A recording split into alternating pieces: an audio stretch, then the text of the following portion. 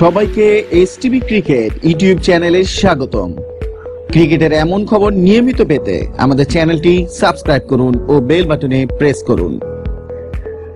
ছক্কা মেরে বল হারিয়ে দিলেন পান্ডিয়া, ক্যামেরার সামনে দাঁড়ালেন বিশেষ ভঙ্গিতে।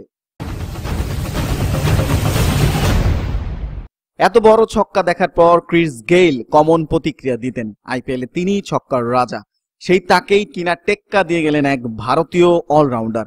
এত বড় ছক্কা মারলেন যে বল হারিয়ে দিলেন। আর পান্ডিয়ার সেই পেল্লাই ছক্কা নিয়ে এখন ইন্টারনেটে চর্চা শুরু। আইপিএল এর 7 নম্বর ম্যাচে বেঙ্গালুরের বিরুদ্ধে পেশি শক্তি দেখালেন হার্দিক পান্ডিয়া। 14 বলে 32 রান করেছেন তিনি। পান্ডিয়ার এমন ইনিংস নিয়ে আলোচনা তো হচ্ছেই, তার থেকে বেশি কথা হচ্ছে পান্ডিয়ার মারা সেই ছক্কা নিয়ে।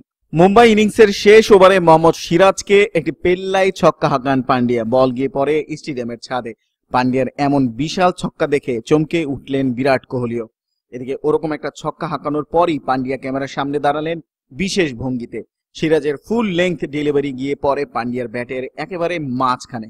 পেল্লাই ছক্কা হাঁকানোর পরেই ডান হাতের পেশি প্রদর্শন করেন পান্ডিয়া। শুরুতেই রোহিত শর্মার 48 রানের ইনিংস এদিন মুম্বাইয়ের ইনিংসের ভিত গড়ে দিয়েছিল।